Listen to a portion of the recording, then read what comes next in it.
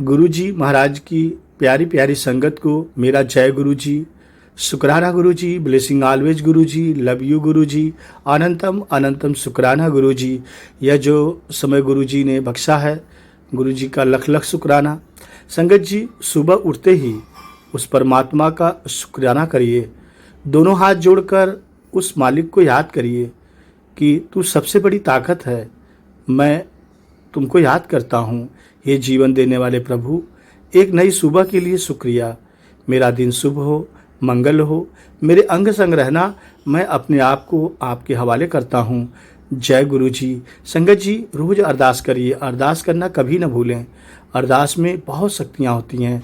रोज़ अरदास किया करिए, ए मेरे सदगुरु जी, तेरे हर पल का शुक्राना, हर श्वास का शुक्राना, हाथ थामने का शुक्राना, सिर पर हाथ रखने का शुक्राना, हर दुख से बचाने का शुक्राना, अंग संग रहने का शुक्राना, अपना बनाने का शुक्राना। जब समस्या भारी हो और आपकी ताकत उसके लिए काफ़ी न हो तो परेशान मत हो। उस समय आपकी ताकत नहीं काम करेगी, बल्कि वहाँ पे गुरुजी का मंत्र जाप करें, ओम नमः शिवाय, शिव जी सदा सहाय, ओम नमः शिवाय, गुरुजी सदा सहाय। देखिए, वहीं से तुरंत गुरुजी महाराज की रहमत शुरू हो जाएगी और आपका काम बनने लगेगा। जय गुरुजी। संगत जी, गुरुजी महाराज जी का वेलकम हो रहा है, आप दर्शन कीजिए। आप बहुत सौभाग्यशाली हैं जो आज का सत्संग सुनने जा रहे हैं। गुरुजी महाराज जी ने अपनी बहुत प्यारी संगत को, जो major general Mahendra Pal uncle हैं, उनको 2004 में प्लेस करते हैं। संगत जी, आइए बहुत भक्ति भाव से पूरा सत्संग सुनते हैं। गुरुजी कहते हैं सत्संग सुनने वाले का और सुनाने वाले का दोनों का कल्याण होता है। तो चलिए गुरुजी महाराज जी की ब्लेसिंग लेते हैं और गुरुजी महाराज जी की आज्ञा से आज का सत्संग सुनते हैं। सत्संग में जो कोई गलतियां हो, भूल हो, उसे माफ़ करिएगा संगत जी। चलिए शुरू करते हैं। जय गुरुजी। संगत जी, जून 2004 की बात है। जून 2004 में जब गुरुजी ने अपने चरणों में स्थान दिया, तब से अब तक हम बहुत अत्यंत सौभाग्यशाली रहे हैं। उस समय से हमारे जीवन में अभूतपूर्व परिवर्तन आया है, बहुत चमत्कार हुआ है। यह सब गुरुजी का आशीर्वाद था। संगत जी, गुरुजी हमें अधिक आश्वस्त और आनंदमय लगे ऐसा समय बख्शे थे। संगत जी, गुरुजी के मंदिर के शांत वातावरण में अत्यधिक ऊर्जा का आभास भी होता है। गुरुजी की दया से संगत जी हम अध्यात्म पथ पर अग्रसर होते रहे हैं। हमारा स्वभाव अब शांत है, नर्म है और सुखमय है। वास्तव में अब दुख का कोई स्थान नहीं है। यह गुरुजी की ब्लेसिंग है। जय गुरुजी। संगत जी, यदि कभी कोई कष्ट आता भी है तो हमें पता है कि गुरुजी की छत्र छाया हमारे ऊपर बनी हुई है और उन्होंने हमारे किसी बुरे कर्म के फल को दूर किया है। एक ऐसा अनुभव जो उनके न होते हुए कहीं अधिक दुखदायी भी होता है।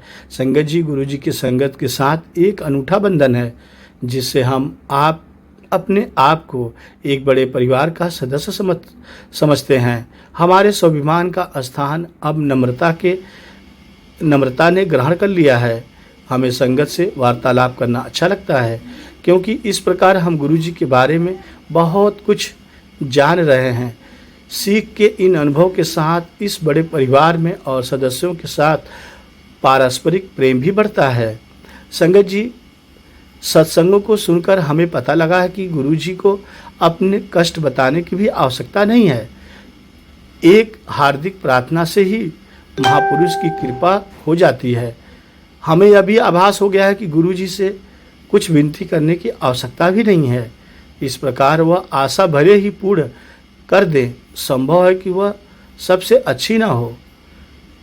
सर्वोत्तम संतुष्टि और आनंद तब मिलते हैं जब गुरुजी स्वयं कुछ प्रदान करें।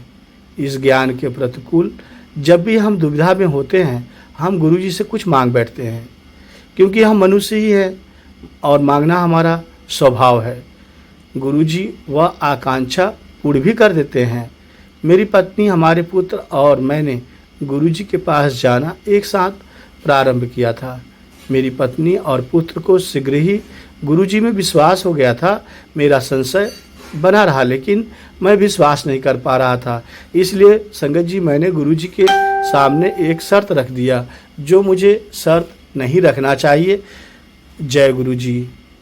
और संगत जी, वह शर्त मेरा यह था कि जब हम गुरु जी के पास दूसरी या तीसरी बार ही गए होंगे, मैंने गुरु जी के सामने एक सवाल रखा।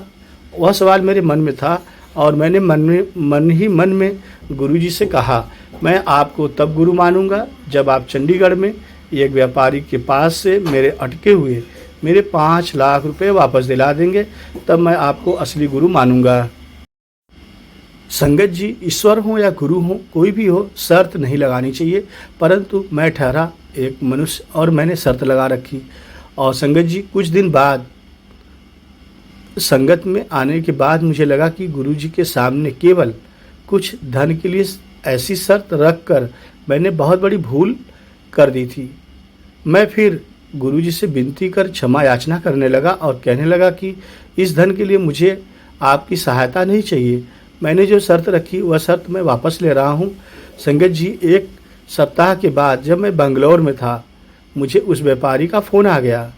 उसने कहा कि वह पैसा वापस दे देगा और साथ में 3000 रुपये ब्याज भी देगा। संगत जी, इसलिए कहते हैं गुरु जी बहुत महान है और आपकी पल पल सुनते हैं।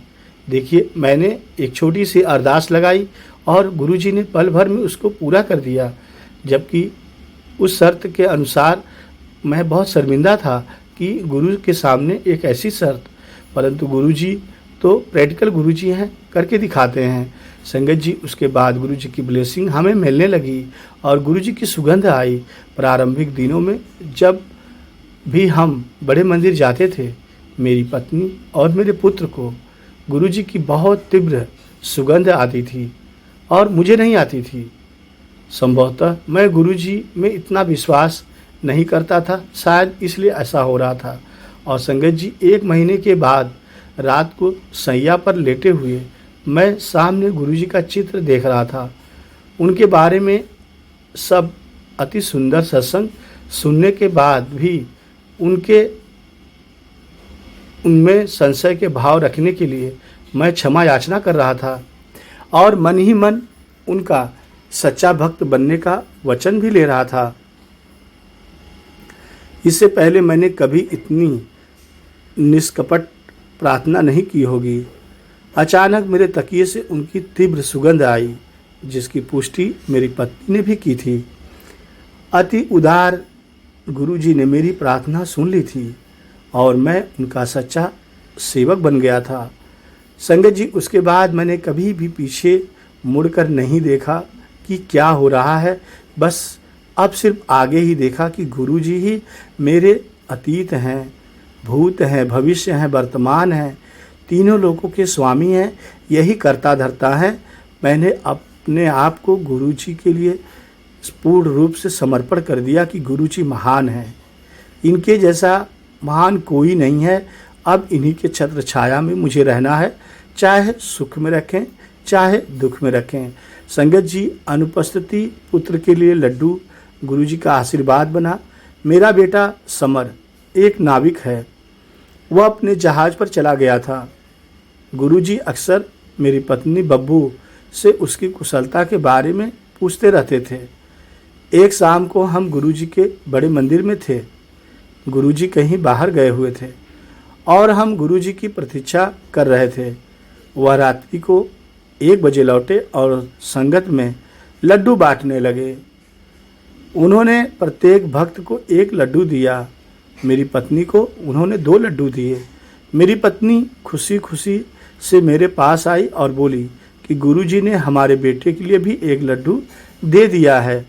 संगत जी, आप समझ सकते हैं कि गुरुजी कितना दूर तक का सोचते हैं। और संगत जी, वह यह कह रही थी कि कर्नल जोशी गुरुजी के एक अनुयायी मेरे पास आए और अपना फ़ोन मुझे थमाकर बोले कि हमारा बेटा बात करना चाह रहा है। मैंने उससे पूछा कि वह इस समय कैसे फ़ोन कर रहा है। उसने उत्तर दिया कि उसकी बात करने की इच्छा हो रही थी और उसने सोचा कि हम लोग इस समय गुरुजी के बड़े मंदिर में ही होंगे। संगत जी, गुरुजी बहुत महान हैं और बहुत दयालु हैं। देखिए कैसे दर्शन देते हैं और कैसे ब्लेस करते हैं।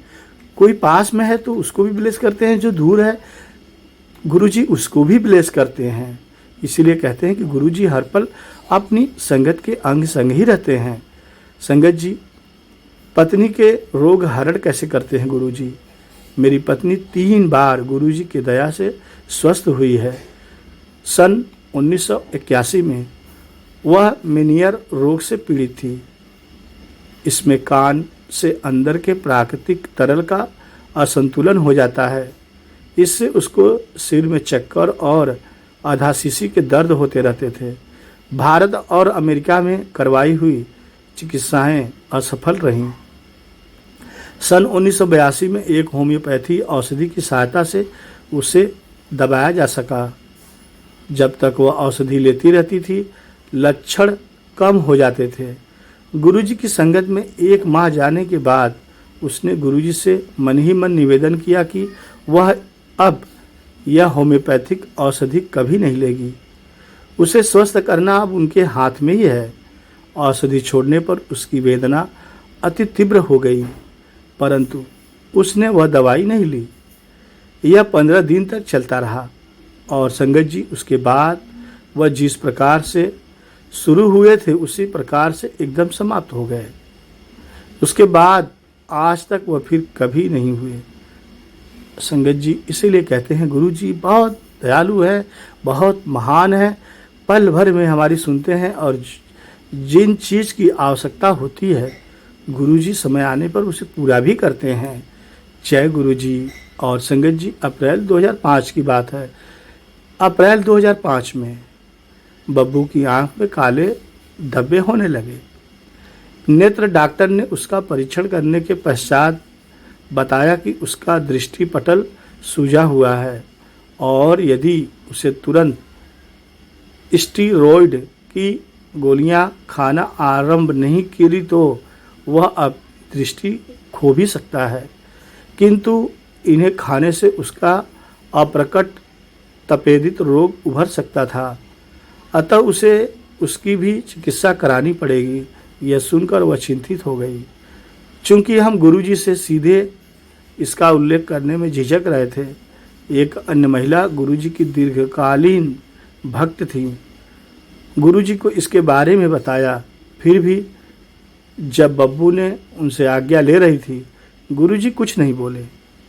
रोग के भय से बब्बू ने गुरुजी को कहा कि वह स्टीरॉयड नहीं लेना चाहती है। गुरुजी ने मुस्कुराकर हमारे फिरोजपुर वाले घर में रखा हुआ शुद्ध मधु लाने को कहा। बब्बू जब वह शहद लेकर आई तो गुरुजी ने उसे अभिमंत्रित किया और उसे अपनी आँख में डालने के लिए कहा। और संगत जी, कुछ दिन के बाद बब्बू का परीक्षण चंडीगढ़ स्थित हमारे पारिवारिक नेत्र विशेषज्ञ ने किया। उसने कुछ औषधियाँ खाने को कहा और आँखों में डालने वाली बूंदें भी दी। उसने आँखों में मधु डालने को मना किया क्योंकि उससे आँखों में डालने वाली बूंदों का प्रभाव नहीं रहेगा। हमने डॉक्टर को कहा और उनका कहा माना, किंतु आँखों में शहद भी डालते रहे। 2 सप्ताह के उपरांत उसकी आंखें बिल्कुल ठीक हो गई थी और तपेदित के परीक्षण का परिणाम भी नकारात्मक निकला। चिकित्सक ने बताया कि उनके पास एक अन्य महिला रोगी इस प्रकार की समस्या के साथ आ रही है। उसका रोग इतना अधिक नहीं है, परंतु उसे लाभ नहीं हुआ है। बब्बू का उदाहरण तो वास्तव में चमत्कार है। उसने बब्बू से पूछा कि क्या वह भगवान में विश्वास करती हैं, क्या इसमें कोई शंका थी? तो उसने कहा, नहीं, यह सब गुरुजी के आशीर्वाद से हो रहा है, क्योंकि हमारे गुरुजी बहुत महान हैं और दयालु है। अपनी संगत की हर एक बात सुनते हैं और पल भर में समस्या का समाधान कर देते हैं। संगत जी, पिछले 9 वर्षों से बब्बू के मुख पर विषाणु जनित मस्से हो रहे थे। त्वचा विशेषज्ञ की अनेक औषधियाँ और उनको जलाने की क्रियाएं असफल रही थीं। अंततः उसकी चिकित्सा गुरुजी के ही एक अन्य भक्त डॉक्टर DR चौहान ने मार्च 2005 में की। 1 सप्ताह में ही कभी फिर वापिस न होने के लिए वह सब लुप्त हो गए। संगत जी, सोचिए गुरुजी कितने दयालु हैं, कितने महान हैं कि एक एक चीज़ हमारी सुनते रहते हैं। और संगत जी, एक बार बहुत बड़ी घटना घटी। वह दुर्घटना से गुरुजी हमें बाहर निकालते हैं। संगत जी, दिसंबर 2006 की बात है। दिसंबर 2006 में चंडीगढ़ में एक चौराहे पर 80 किलोमीटर के वेग से आती हुई एक अम्बेसडर गाड़ी ने हमारी जेन गाड़ी पर किनारे से आकर टक्कर मारी। हमारी गाड़ी 4 फुट दूर चली गई। टक्कर इतनी तेज थी, उसके दरवाजे, खिड़कियां, मडगार्ड, सामने का शीशा, यहाँ तक कि गाड़ी का यंत्रों वाला हिस्सा भी टूट टूट कर बिखर गया। इतनी जोर से दुर्घटना होने के बाद भी हम चारों सुरक्षित बाहर निकल आए। गाड़ी को ठीक कराने के लिए मुझे कुछ धन व्यय नहीं करना पड़ा, क्योंकि अम्बेसडर गाड़ी के स्वामी ने पूरा पैसा दिया। यह सब केवल और केवल गुरुजी की दया से ही संभव हो पाया था। संगत जी, इसीलिए कहते हैं अपने परमपिता गुरुजी बहुत महान हैं। हम गुरु के लिए, उनकी कृपा के लिए अत्यंत आभारी हैं। गुरुजी अक्सर कहते थे कि आने वाले समय में इस संसार में अनेक कठिनाइयाँ आने वाली हैं।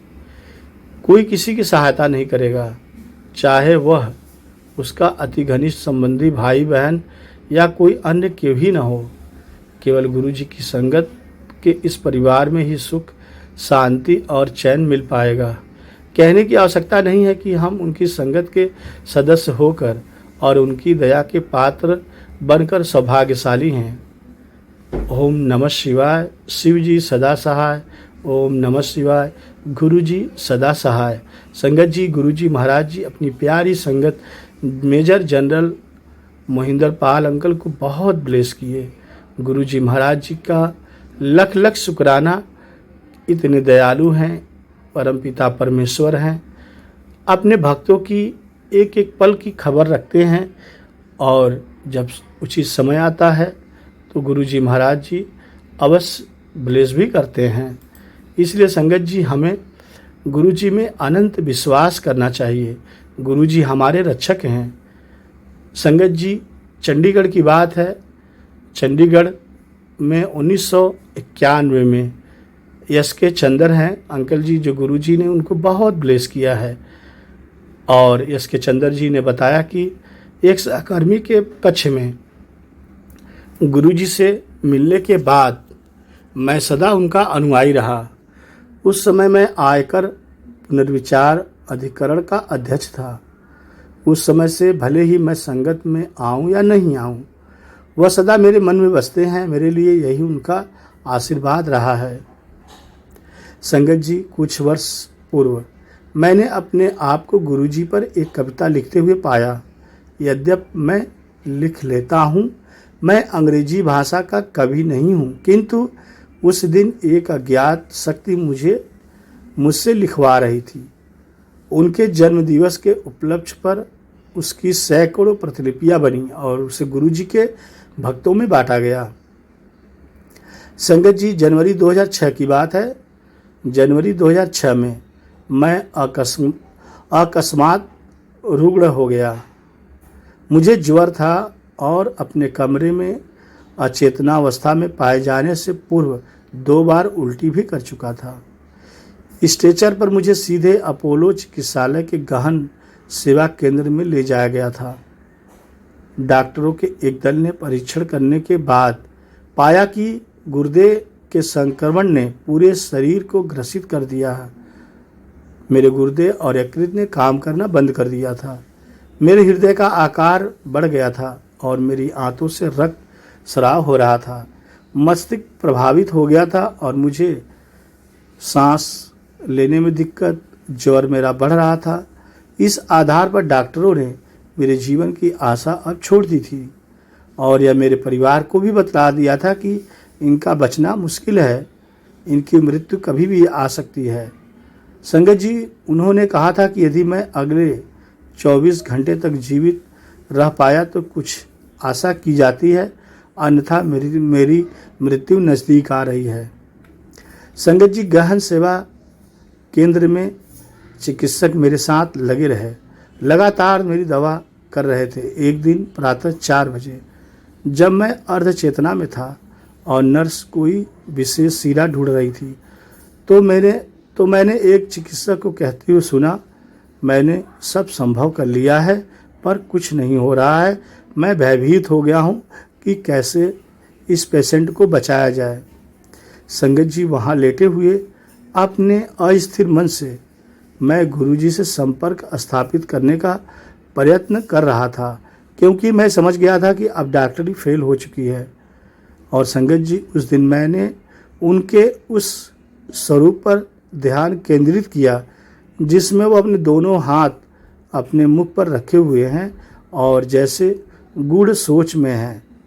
दिव्यता और शांति का प्रतीक यह स्वरूप मेरे घर में है।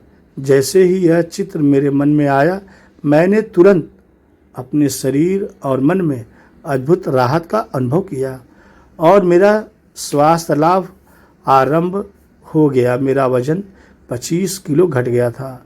मेरे शरीर का ढांचा बिल्कुल ढीला हो गया था।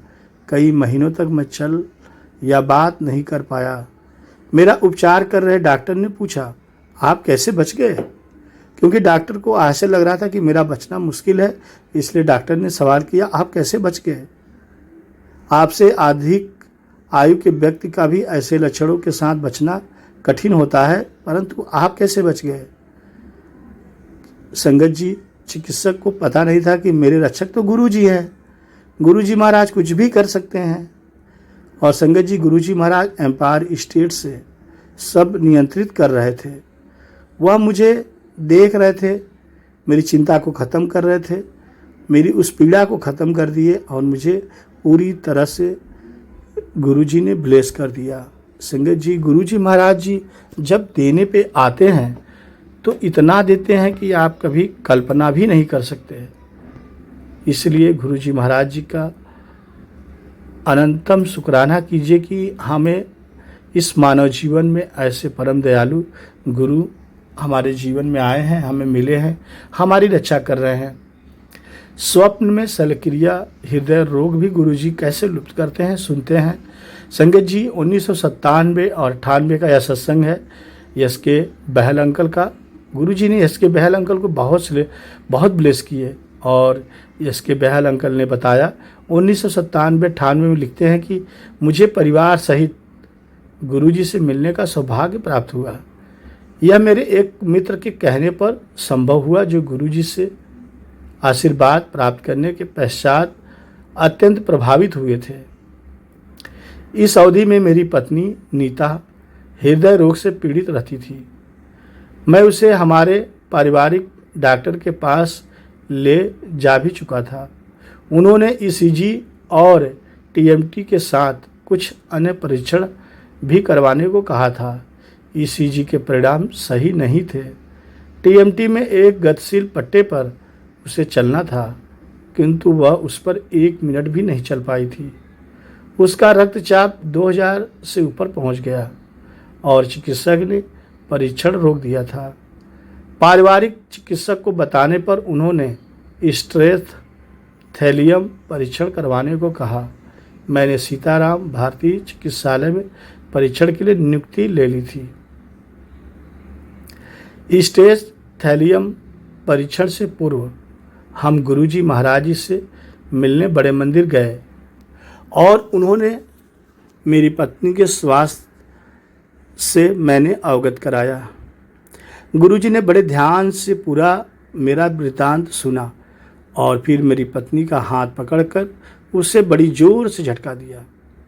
यह करने के बाद उन्होंने उसे 3 दिन तक निरंतर वक्ष के बाएं भाग में 17 पान के पत्ते लाने का परामर्श दिया। मेरी पत्नी को लगा जैसे उसका हाथ अपने जोड़े से निकल आया है, परंतु उसी दिन वह तीव्र पीड़ा जो उसे सदा लगी रहती थी, एम्पायर स्टेट में बैठे हुए ही गुरुजी ने काम कर दिया। बैठे हुए काम हो जाता है संगत जी, अगर आप सच्ची अरदास करते हैं। मेरी पत्नी ने गुरुजी के परामर्श के अनुसार पान के पत्ते लगाए। उसी रात्रि को उसे स्वप्न आया कि गुरुजी ने उसके हृदय की शल्यक्रिया करके उसका उपचार कर दिया है। उसने बताया कि उस अवधि में उसे बहुत पसीना आया था और उसके बाद वह जाग गई थी। यह एक अद्भुत अनुभव था। उस शाम को गुरुजी से मिलने पर उन्होंने स्वप्न की ओर संकेत करते हुए कहा, कल्याण हो गया, जा ऐश कर। और संगत जी, अगर गुरुजी ने एक बार बोल दिया कल्याण हो गया तो अवश्य कल्याण हो गया। वह उनकी बात पत्थर की लकीर है।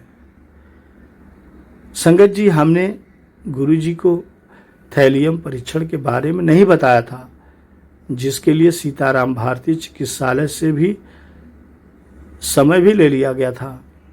जब मेरी पत्नी परीक्षण के लिए गई तो सबसे पहले ईसीजी लिया, जो संतोषजनक था। उसके बाद उसने टीएमटी परीक्षण किया। चिकित्सक बहुत आश्चर्यचकित थे कि 9 मिनट पट्टे पर चलने के पश्चात भी उसका रक्तचाप सामान्य रहा। संगत जी, उत्सुकतावश उन्होंने मुझसे उसके लक्षणों के बारे में पूछा और मैंने उनको बताया कि हृदय की समस्या के कारण निरंतर पीड़ा बनी रहती है। तो उन्होंने आपस में एक दूसरे को विस्मित होकर देखा। उसके बाद हम घर वापस आ गए। संगत जी, तीसरे दिन जब हमें उसके परिणाम मिले तो वह सामान्य सीमाओं में थे और कोई अवरोध नहीं था। उसी समय मुझे गुरुजी से फ़ोन आया कि परिणाम सही है और क्या हम संतुष्ट थे। हम बहुत लज्जित हुए। उस समय से मेरी पत्नी को हृदय की कोई समस्या नहीं हुई है। इसी प्रकार के अनेक सत्संग हैं, स्मरण है, जिनसे सिद्ध होता है कि गुरुजी महाराज अद्भुत शक्तियों सहित ईश्वर के अवतार हैं। उनमें अपने अनुयायियों के लिए अपार प्रेम और दया है, जिनकी मानसिक और शारीरिक कष्टों से मुक्ति होती रहती है। गुरुजी की शरण प्राप्त कर और प्रतिदिन उनकी कृपा के पात्र बनकर हम सभी संगत अत्यंत भाग्यशाली हैं कि ऐसे हमारे परमपिता परम दयालु गुरुजी मिले हैं, जो हमारे जीवन में आए हैं और हमारे बुरे कर्मों को दूर करके हमें ब्लेस कर रहे हैं, अपना आशीर्वाद दे रहे हैं। ऐसे परमपिता गुरुजी महाराज जी के चरणों में कोटि कोटि प्रणाम करते हैं, नतमस्तक होकर प्रणाम करते हैं कि गुरुजी ऐसे सबकी सुनिए, सबका कल्याण करिए। गुरुजी, आप हाथ थामेंगे तो कभी नहीं छूटेगा, हम आपका हाथ पकड़ेंगे तो बच्चे हैं, कभी भी छूट सकता है। इसलिए गुरुजी आपसे अरदास करते हैं, हमेशा अपने संगत का हाथ पकड़े रहिए। महाराज जी, आप पकड़ेंगे तो कभी नहीं छूटेगा। जय गुरुजी। संगत जी, गुरुजी महाराज जी का लख लख शुक्राना कीजिए। आप जैसे हैं, जहाँ हैं, गुरुजी महाराज की आज्ञा से आप सुरक्षित हैं। नहीं तो आज इस समय जो समय आया है बहुत बलवान है और आप देख रहे हैं कितनी बड़ी बड़ी घटनाएं हमें देखने को मिल रहा है। तो संगत जी, सभी संगत के लिए शुक्राना कीजिए गुरुजी महाराज जी का कि हमारे जीवन में ऐसे ही खुशियां लाते रहें, क्योंकि बहुत माड़ा समय आया है। और गुरुजी कहते थे कि एक समय बहुत माड़ा दिन आएगा और धीरे धीरे संगत जी हम सब देख भी रहे हैं यह चीज़।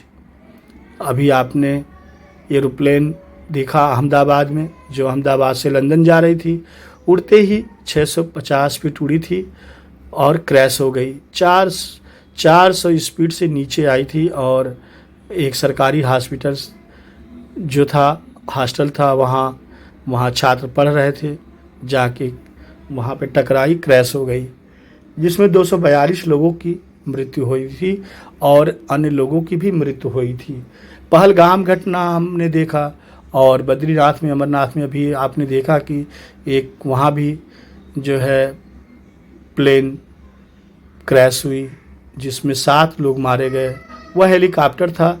तो संगत जी, ऐसे इसमें अनेक बहुत घटनाएं घट रही हैं। इसलिए हमें गुरुजी महाराज जी से बार बार प्रार्थना करनी चाहिए कि गुरुजी सबका मंगल करिए, जो दुख आवे उसे दूर करिए। जय गुरुजी। संगत जी, हमारे जीवन में दुख क्यों आता है और कैसे दूर होता है?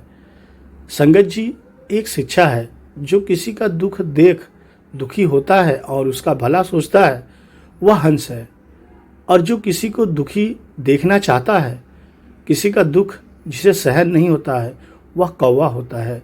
जैसे संगत जी, हंस और कौवा की कहानी है। पुराने जमाने में एक शहर में दो ब्राह्मण पुत्र रहते थे। एक निर्धन था तो दूसरा धनवान था। दोनों पड़ोसी थे। निर्धन ब्राह्मण की पत्नी उसे प्रतिदिन ताना देती रहती थी और झगड़ती रहती थी। एक दिन एकादशी के दिन निर्धन ब्राह्मण पुत्र झगड़ों से तंग आकर जंगल की ओर चल पड़े, यह सोचकर कि जंगल में शेर या कोई मांसाहारी जीव उसे मारकर खा जाएगा। संगत जी, उस जीव का पेट भर जाएगा और मरने से वो प्रतिदिन की झिझक से मुक्त हो जाएगा। जंगल में जाते हुए उसे एक गुफा नजर आती है।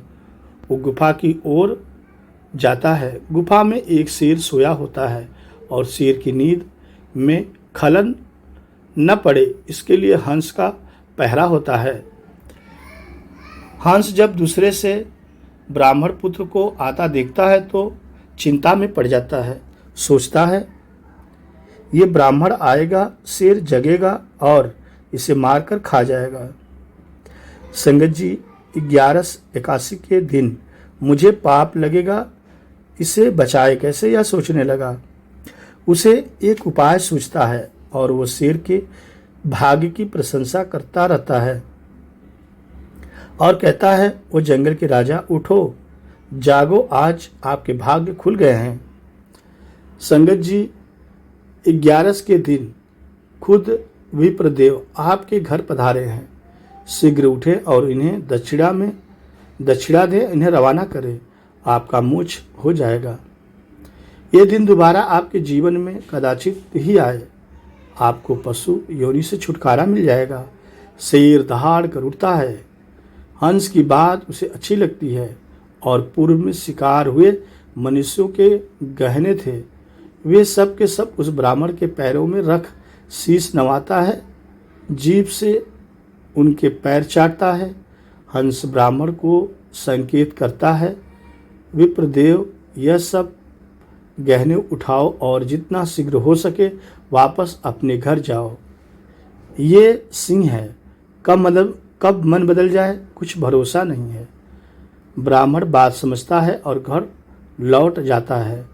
पड़ोसी धनवान ब्राह्मण की पत्नी को जब यह सब पता चलता है तो वो भी अपने पति को जबरदस्ती अगली एकादशी को जंगल में उसी शेर की गुफा की ओर भेजती है।